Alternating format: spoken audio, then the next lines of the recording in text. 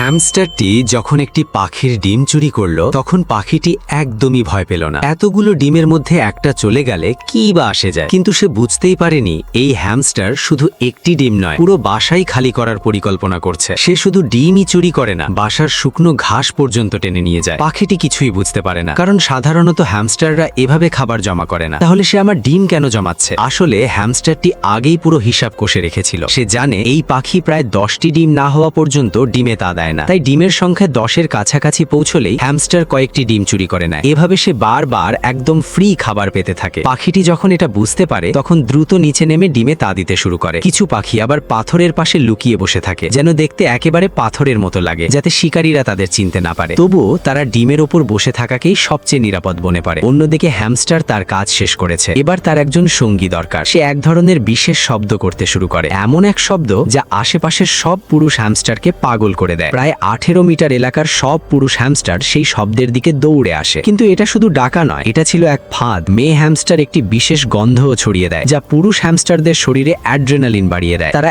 একে অপরের সঙ্গে ভয়ঙ্কর লড়াই শুরু করে, কামড়, ধাক্কা, সর্বশক্তি দিয়ে যুদ্ধ। আর মেয়ে হ্যামস্টার পাশে দাঁড়িয়ে যেন বলছে, যে জিতবে সেই আমার সঙ্গী হবে। অবশেষে একজন জিতে যায়, আর মেয়ে হ্যামস্টার তার সঙ্গেই চলে যায়। কিছুদিন পর তাদের ছোট ছোট বাচ্চা জন্ম নেয়, কিন্তু নবজাতক বাচ্চাগুলো খুবই দুর্বল। তারা শুধু ক্ষুধা আর তৃষ্ণাই বোঝে। অন্যদিকে চারদিকে বিপদে ভরা, এমনকি শেয়ালও তাদের গন্ধ সুখে খুঁজে বের করতে পারে। তবুও মা হ্যামস্টার ভয় পায় না। সে জানে, বলছে, খুঁজে পেয়েছো, তাহলে ভেতরে ঢুকে দেখাও। সময়ের সাথে সাথে শীত আসতে শুরু করে। মা খাবারের খোঁজে বাইরে বের হয়, কিন্তু হঠাৎ সে একটি বিশাল হারভেস্টার মেশিন দেখতে পায়, যা পুরো ক্ষেত পরিষ্কার করে ফেলছে।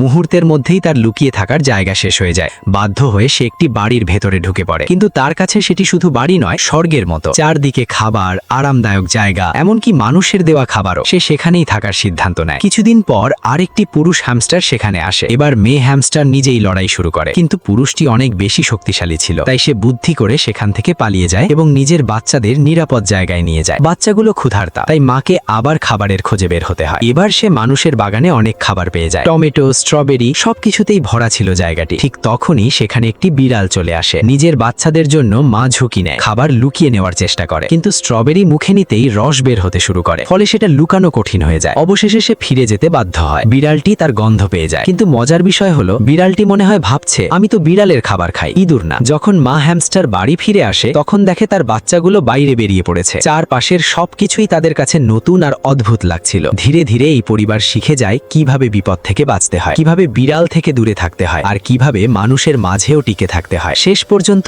সত্যিটা একটাই, যতদিন বেঁচে আছো ততদিন শেখার সুযোগ আছে, আর যে শিখে যায় শেষ পর্যন্ত এই পৃথিবীতে সেই টিকে থাকে।